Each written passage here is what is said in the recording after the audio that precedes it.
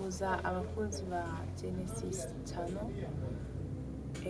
Ndagira ngo bifurize amahoro y'Imana n'umugisha. Uyu munsi ndi hano i Kigali mu Rwanda.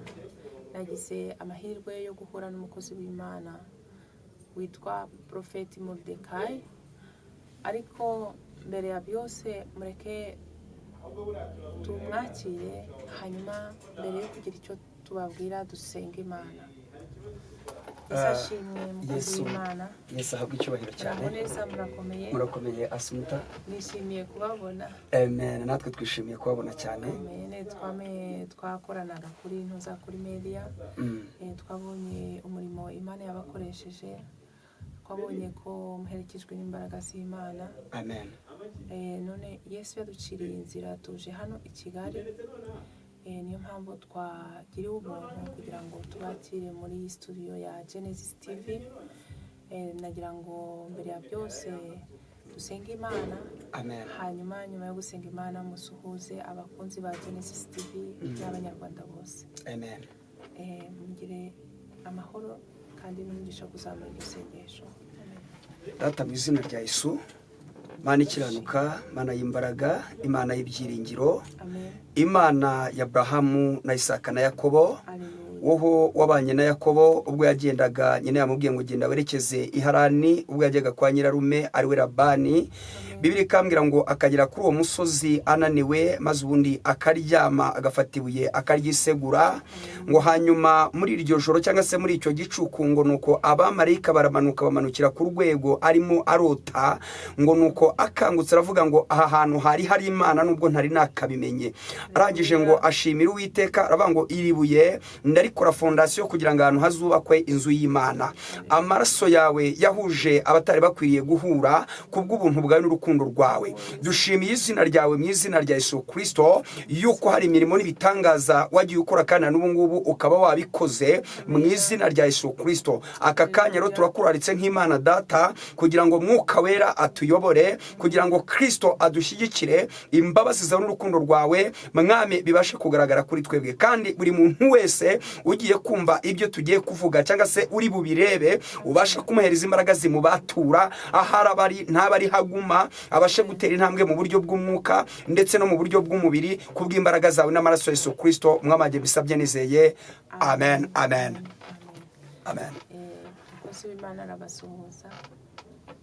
Ndabasuhuje mu izina rya Yesu Kristo. Nkuko Asumuta yatangiye abivuga, ni Prophet Mordecai. Nzwi ku izina rya Mordecai, nitwa Nshimiyimana Jean Paul, nkaba nzwi ku izina Mordecai.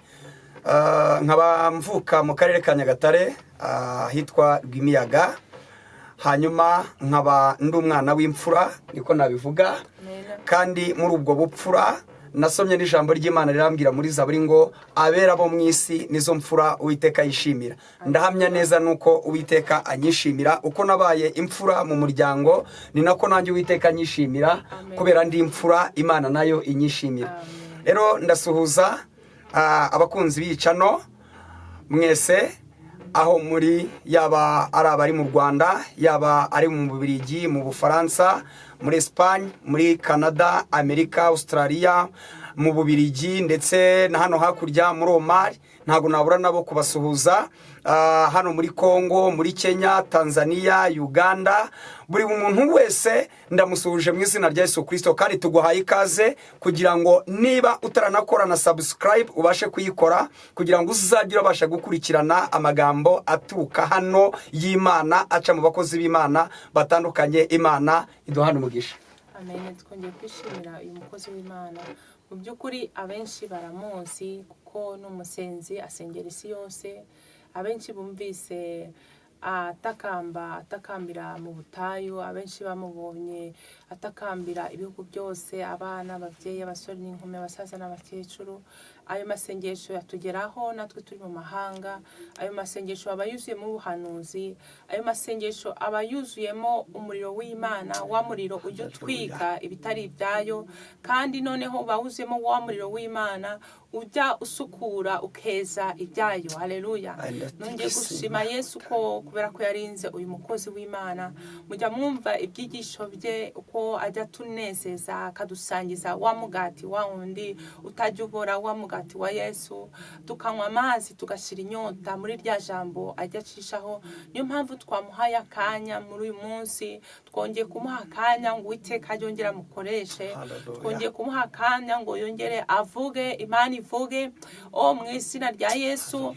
Twongeye kumuha akanya, haleluya, muri iki gitondo. Je namugiriyeho umugisha ukomeye atanzi nanjye ntamuzi, numvise uko yasengaga, haleluya, nababwira byinshi, ariko yigeze kumpagurutsa mu gitanda ndwaye ndembye, numvisha audio ye, ndahaguruka ndembye merewe nabi, nuko imbaraga z'Imana zinzaho, uburwayi bwari bundimo buvamo, numva ni nkaho wabunyoye ikinini wa muriro wose ukagenda. None ndashimira Imana kuba narabonye uyu mukozi w'Imana, namugiriyeho umugisha mwinshi. Imana yaramukoresheje mu buhanuzi, Imana yaramukoresheje atanzi nanjye nta munsi. Ibyo yambwiye byose niko byagenze. Haleluya, ndashima Yesu, amayerekwa Yesu umukawera yamuhaye. Haleluya. Ariko muri aka kanya ntabwo nshaka kuvuga byinshi. Burya ijambo ry'Imana nkuko rivuga ni ukuri, ngo Umwuka Wera ngo niwe ubuzi imitima yacu, ngo kandi niwe ushobora kumenya mu mitima yacu mw'imbere, ngo kandi niwe udusabira ngo kuko abazi icyo Imana ishaka. None muri aka kanya mureke duhe umwanya Umwuka Wera kugira ngo ariwe ufatanya natwe muri iki kiganiro, kuko twe turabana b'abantu dukozwe mu gitaka, ntacyo turi cyo atari Umwuka Wera. Mukomeze mubane natwe kandi nzi neza yuko turagirirwa umugisha. Amen. Amen. Imana ibaha umugisha, nkuko Bibiliya itubwira Paulo yandikira Abaroma akababwira ngo abayoborwa n'umwuka bose nibo bana b'Imana. Bibiliya itubwira yuko kuyoborwa n'umwuka ari cyo kintu cya mbere kigomba kuranga umukristo. Yesu niryo sezerano yadusigiye mu buryo bwo kugira ngo tutazigira ibyigenge. Yesu agiye kujyanwa mu ijuru, mu gitabo dusoma cy'ibyakozwe n'intumwa igice cya mbere, hari ijambo yababwiye murongo wa 8, yababwiye ngo Umwuka Wera nabamanukira ubwo nibwo muzahabwa imbaraga. Uwo Mwuka Wera iyo yatumanukiye duhabwa imbaraga, kandi izo mbaraga riri mu isezerano. Iryo sezerano niryo rituma tubasha gukora ibyo Kristo yakoze. Bwana Yesu asifiwe. Ndagira ngo nkutangarize ngo birashoboka yuko unaniwe, birashoboka yuko urwaye, birashoboka yuko urushye, birashoboka yuko wahuye n'ibibazo. Ndashaka kugira ngo wenda muhe ubuhamya wenda nk'umunota umwe wonyine gato wumva ahantu navuye, wumve n'ubuzima nabayemo, kugira ngo dusome icyanditswe tumve n'Imana ivugana nawe. Mbere ya byose ndabanza gutanga ubuhamya ho gato uburyo namenyanye n'umukozi w'Imana. Mbere ya byose ndabyibuka nta n'amezi 2 aciyemo, nimero zanjye sinzi ko Imana yazimuhaye, turavugana, aranyandikira, ndamusubiza, Yesu ashimwe ahimbazwe, tuza kugirira nawe umugisha, akansengera nkamusengera, Imana igakora. Umunsi umwe ndabyibuka nari ndi mu butayu ndi gusenga. Abantu benshi bajya bumva audio bumva ndi mu butayu, nkunda gusenga mu butayu, nkunda gusenga ku musozi, kuko biri tubwira ko Yesu yirirwaga arimo arabwiriza ubutumwa bwiza, byagera nimugoroba cyangwa bugorobye akajya mu butayu akajya gusenga. Ibyo byasiguraga yuko hari izindi mbaraga yagiye gusaba Imana Data. Kujya mu butayu gusenga ntago ari gusenga Imana iguha ibiryo, ntago ari gusenga Imana iguha akazi, ahubwo izo mbaraga usenga Imana ngiguhe nizo zituma bya bindi byugarije, bya bindi byawe byanje gusohora bisohora. Kuko muri bwa butayu igihe ugasenga ugakominikana n'Imana, ugasenga, hari imbaraga z'abadayimoni zivako. Bibiliya itubwira muri Matayo 4 igice cya 4 ngo nuko Yesu ajyanwa n'umwuka mu butayu. Ngo mu butayu umuntu aba agomba kugenda ajyanwe n'umwuka, aba agomba kugenda ayobowe n'umwuka w'Imana. Hanyuma turaganira, igihe kimwe nza kumuhamagara turasenga, ntiyambwiye ikibazo afite, ariko yari arwaye. Muri uko gusenga Imana ikora imirimo n'ibitangaza. Imana inyobora gukora audio y'ijambo ry'Imana, ndayikora ndayimwoherereza. Akimara kumva iyo audio y'ijambo ry'Imana, Bibiliya itubwira yuko ubundi ikintu cyatumye Hezekiya abyuka ku gisasiro nta kiri nuko yahindukiye akareba ivure. Bivuge ngo muri uko kumva ijambo ry'Imana cyangwa kumva iyo audio, hari akantu wumvishemo gahita kakwibutsa ijambo ry'Imana, gahita kakwibutsa imbaraga z'Imana, hanyuma Imana irazikorera muri ya audio wumvishije mu izina rya Yesu. Kumumenya ndumva aturuka mu gihugu cya Espagne. Aturuka muri Espagne. Mu by'ukuri njyewe Morodekayi nta gihugu na kimwe ndakandagiramo usibye igihugu cya Uganda. Igihugu cya Uganda nagikandagiyemo, ntago nduri indege ngo njye mu gihugu cy'i Burayi. Ariko ndashima Imana yuko uri mu Buraya yuriye indege akaza tugahura. Haleluya! Bivuze ngo izo ni imbaraga z'Imana ishobora byose. Navutse 1990 njya kuvuka. Navutse mvukira mu muryango w'abantu bakennye, mvukira mu muryango w'abantu batifite, kuko mama umbyara yambyaye afite imyaka 18. Nkuko kumbyara arandera, nyuma y'imyaka 2 nari mfite, data aza gutanga cyangwa se aragenda. Ubu ntago nigeze nderwa n'ababyeyi bombi, nagenderwa n'imiryango, unkunza akandera, ungiriye impuhwe akamfasha, kugeza nubwo kwiga byabaye ingorabahizi kubera kubura ubushobozi. Igihe kiza kugera mfata umwanzuro, ndabyibuka hari muri 2003. Ndavuga ni rero nta nubwo nigeze mbwira mama ko mucitse ngiye kuza mu mujyi wa Kigali. Ndabyibuka navuye Rwimiyaga n'amaguru, ndaza ngera Kabuga n'amaguru, ntangira kuba imbobo. Mva imbobo imyaka 3 mu mujyi wa Kabuga. Ubwo bigeze 2005. 2005 nibwo nagize gutya mbonye akazi ko mu rugo, nkora akazi ko mu rugo nkakora imyaka 3. 2009 nubwo Imana yampaye agakiza. Bene data, ndagira ngo mbabwire ngo akagakiza twabonye, akagakiza dufite, kajya kabasha kudukandagiza aho tutakandagiye, kajya kabasha kuduhuza nabo tutahura nabo. Akagakiza kaguhuza na minisitiri w'intebe, kakaguhuza n'umukuru w'igihugu. Haleluya! Akagakiza twabonye kajya kabasha kuduterura, kakatwicazanya n'ibikomangoma. Akagakiza kaguhuza n'umwamikazi Elizabeth uraho mu Bwongereza. Akagakiza kaguhuza umva n'abandi bagendera mu byogaju. Akagakiza ni mukagapfobye. Bwana Yesu asifiwe. 2009 maje gukizwa, Imana irambwira ngo nzakugirira neza. Ntagendera ku ijambo rivuga ngo Imana izangirira neza. Ndabyibuka nakirijwe kuri ADPR Kabuga Ville. Muri hangana ntago ndi butinde kubuhamya, hari icyo nshaka kuvuga.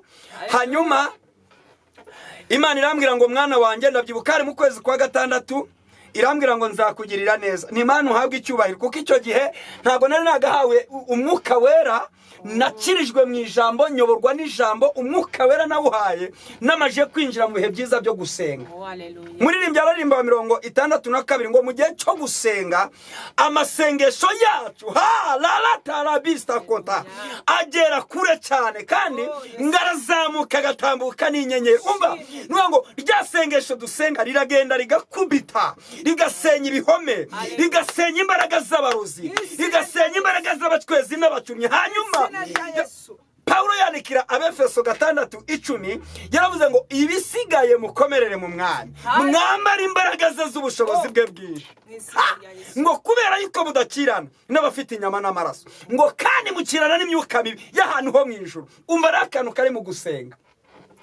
Iyo wasenze za mbaraga zo mu gihugu cy'ibicu, hariya hejuru ku bicu, ya myuka mibi Paulo yavuze, iryo sengesho riragenda rikayitambuka, rikagenda rikagera imbere y'Imana. Nibwo wumva ngo wageze mu gihe cy'Imana, nibwo wumva ngo ari ingumba urabyaye. Rya sengesho riba ryageze kure cyane ku Mana. Imana ihabwa icyubahiro. Imana irambwira ngo nzaguhuza n'abakomeye, nkumva bitazashoboka. Imana irambwira ngo nzakujyana mu mahanga, nkumva bitazashoboka. Ariko reka nkubwire mwene data, Yakobo yaranditse mu gice cya 1 umurongo wa 12, arandika ngo hahirwa uwihanganira ibimugerageza, kuko namara kwemerwa uwo nguwo azambikwa ikamba ry'ubugingo. Imana ihabwa icyubahiro. Uko kwihangana cyangwa mwiri iryo sezerano nahuyemo n'ibingerageza byinshi. nakodesheje inzu y'icyumba ni shambureti, ndabyibuka nkiri umusore. Hanyuma iyo nzu maje kuyikodesha nza guhura n'ikigeragezo mbura yo kuyishyura. Unyumve, kandi ni umukozi w'Imana, ndi umusenzi nsenga. Birashoboka kuba nawe usenga ukaba uri mu kigeragezo, ukaba utabyara, ukaba urwaye, ukaba bakujujubya, ukaba warashatse ukabona urugo wapi biri kwanga. Oya, siyo weye, n'uwo wamenye. Uwo wamenye agomba kugucisha ahantu hakomeye kugira ngo ejo hazaza azakugira ukomeye. Iri jambo ryumve neza cyane kandi subiremo. Uwo wamenye agomba kugucisha ahantu hakomeye kugira ngo uzabe ukomeye. Ntushobora guhabwa ranka hano ku rutugu utarikoreye. Ntushobora guhabwa ranka utagiye ku ikosi. Barakubwira ngo genda uryame mu byondo kubera uzi icyo ushaka, ukagenda ukaryama mu byondo. Barakubwira ngo genda upfukame ku mabuye, ukagenda ukayapfukamamo kubera iki? Urimo urashaka kugira ngo rya ranka rize hano ku rutugu. Bwana Yesu asifiwe. Ndabyibuka maze ubundi bansohora mu nzu, utwene ndagenda ndaducumbikisha. Kandi ndi umuvugabutumwa, kandi ndi umukozi w'Imana, kandi nsenga ibintu bisobanuka. Nkasengera abandi bagatabarwa, nge nkasenga sintabarwa. Nkasengera abasore bagashaka, ariko nge sinshaka. Nkasengera abashaka akazi bakakabona, ariko nge sinkabone. Reka nkubwire, Yesu yaravuze ngo uburyo bwo kunkurikira bitoroshye, ngo buri muntu ushaka kunkurikira niyikorere uwo musaraba narangiza nkurikira. Nugera mu nzira y'agakiza ugahura n'ibikomeye, ntuzagire ngo ntabwo uzaba ukomeye. Ibyo bituma unyura mu bikomeye bizatuma uba ukomeye mu izina rya Yesu. Bwana Yesu asifiwe. Hanyuma ndageragezwa, igihe kiragera Imana iza kumuza n'abandi bantu turabana nabo, kubera yuko Imana itashakaga yuko mba mu nzu. Ndagenda mba mu rusengero amezi 6. Kugira ngo mbe mu rusengero, Imana yashakaga kugira ngo imanze nyigisha imbaraga zayo. Luka igice cya 1 umurongo wa 80 haranditse ngo uwo mwana aragenda arakura, agwiza imbaraga, akurira mu butayu, ngo kugeza ubwo yerekaniwemo Abisiraheli. Iyo uri mu butayu, iyo uri mu bigeragezo, ibyo bigeragezo bituma uhura n'imbaraga z'Imana. Haleluya! Ibyo bigeragezo bituma uhura n'imbaraga zayo. Kuko ntushobora guhabwa utasabye, ntushobora kurya utasonje, ntushobora kwambara utambaye ubusa, ntushobora kubaka utarasenyutse. Mbere yuko wubaka urabanza ugasenyuka, ukamenya ibyagusenya aho biherereye. Iyo umenya ibyagusenya aho biherereye, umenya aho ugomba kubisanira. Bwana Yesu asifiwe. Hanyuma rero ubu tuvugana, ndimo ndashima Imana mu rwego rwo hejuru yuko iby'Imana yambwiye muri 2009 byatangiye gusohora. Ubu natangiye kujya nanjye kuri YouTube, natangiye kujya kuri televiziyo, natangiye nanjye kurebwa n'abazungu. Kubera iki? Kubera isezerano ry'Imana. Bwana Yesu asifiwe. Ndashaka kugira ngo niba ufite ikibazo ukomere, Imana igibasha gukuraho ibibazo. Niba ufite ibigeragezo ukomere, Imana igibasha gukuraho ibigeragezo. Amen. Shaka kugira ngo dusomane ijambo ry'Imana dusanga mu gitabo cya Yobu, hanyuma tugere mu mwanya wo gusenga mu izina rya Yesu. Yobu, uri buze kurambura Bibiliya yawe uhasome, kuko ngiye Bibiliya Imana yarayimpaye ndayifite, nta kibazo. Ntago ari ngombwa kugira nzana igitabo turambure, kuko biratubwira ngo imbuto z'ibituruka mu kanwa k'umuntu nizo zimuhesha ibyiza. Umva ibyo ndi kuvuga nawe usome, urasanga ari Imana yagize gute yagambiriye kuri wowe. Yobu igice cya 42 hari amagambo yanditse ngo nzi yuko ushobora byose, nta kibasha kurogoya imigambi yawe. Nzi yuko ushobora byose, nta kibasha kurogoya imigambi yawe. Aya magambo yonyine ikintu nyasomeye, umwuka w'Imana ayampishuriye, niwongera ukagirira Imana icyizere, hari ibintu Imana igiye gukora ku buzima bwawe. Haleluya. Hari umuntu duheretse gusengana ejo bundi, nari ndi ku musozi waho bita Bumbogo. Hanyuma azaho nari ndiho ndasenga, kuko iyo ndi gusenga mvuga cyane. Araza arambwira ngo umukozi w'Imana nsengera. Ndamusengera. Imana irangije itinyereka umugabo we yamutaye, yagiye iryo joro. Ndamubwira nti ndimo ndabona umugabo wawe yagutaye, ahita turikararira. Arambwira ngo yagiye. Nyimara kumubwira iryo jambo, arambwira ati ubu ngubu ndimo ndatekereza kwiyahura. Ati ndetse ndimo ndareba nkasanga n'Imana itabaho. Ndamubwira ni hoya, Imana iriho. Imana irahari. Kuba umugabo yagutaye ntago ari ubuzima bwawe burangiriye. Haleluya. Reka nkubwire, naho umugore yaguta, naho umugabo yaguta, ntago ari ubuzima bwawe burangiriye. Icyambere mujya guhura mwahuye ukuze. ntago mwavukanye ngo mwonke ibere rimwe. Mandara kule masite niba uri murabyumva reka nisubiremo iri jambo. Mujya guhura mwahuye ukuze n'abakuze, ntago mwonse ibere rimwe kugira ngo mukurane. Niyo mpamvu afite ububasha bwo kugusiga, kuko ntago muvukana. Kandi niyo mwaba muvukana, hoya, niyo mwaba muvukana yaguta, niyo mwaba muvinda imwe yaguta, niyo yaba ari nyoko wanyu cyangwa nyoko yaguta. Ikimenyimenyi, mama wawe iyo papa wawe yapfuye, yamaje kwisubiza abona ibintu bimeze neza, aragenda agashaka undi akabata mukirwanaho. Ariko reka nkubwire umuntu udashobora kuguta mu byago no mu makuba. Hey, haleluya! Umuntu udashobora kuguta mu byago no mu makuba, uwo yitwa Kristo. Haleluya. Iyo uri umupfakazi araza akabana nawe, waba uri imfubyi akaza akabana nawe. Kandi nta nubwo akubwira ngo njyewe ndakugenda inyuma, hoya, ntago akubwira ngo ndakugenda inyuma, kuko abantu bose bakubwira ngo turi kumwe tukuri inyuma, uzamenya yuko nibagenda utazamenya igihe bagendeye. Ariko Yesu muragendana intambwe ku yindi muringaniye, byaba na ngombwa yabona utangiye kunanirwa akagufata ukuboko. Cyangwa se umukuntu yabwiye Kuro, yaramubwiye ngo nzakugenda imbere ahateye inganiye nindangiza mparinganize. Yesu ntago ajya inyuma yawe, agenda imbere, cyangwa mukagendana, yabona utangiye kunanirwa akagufata ukuboko akakujyana. Uwo niwe utazagusiga. Haleluya. Ndangije ndamusengera ndamubwira nti, ndimo ndabona umugabo wawe agiye kongera kugaruka, ariko mwuko kugaruka urasabwa kongera kugirira Imana icyizere.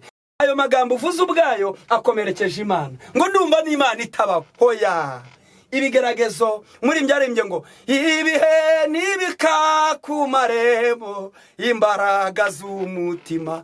Ibyo bituma unamuka, ibyo nibyo bisubiza inyuma umugambi w'Imana kuri wowe. Ariko ibituma ukomeza nibyo bikuru umugambi w'Imana ku buzima bwawe. Yesu ahabwe icyubahiro. Haleluya. Nyuma y'iminsi 3 yashakishije aho mba, kuko namenya amakuru yuko aratuye muri quartier ntuyemo. Araza arambwira ngo mukozi w'Imana, umugabo wanjye nagiye kona mbona yagarutse. Aragaruka umugabo we kubera iki? Yagiriye Imana icyizere, yarapfukamye navuga ngo sabira Imana imbaraga ime kwizera indi n'umutima wo kutizera. Ikintu gitumye abantu basubira inyuma, ikintu gitumye abantu banamuka, nuko utagirira Imana icyizere. Amen.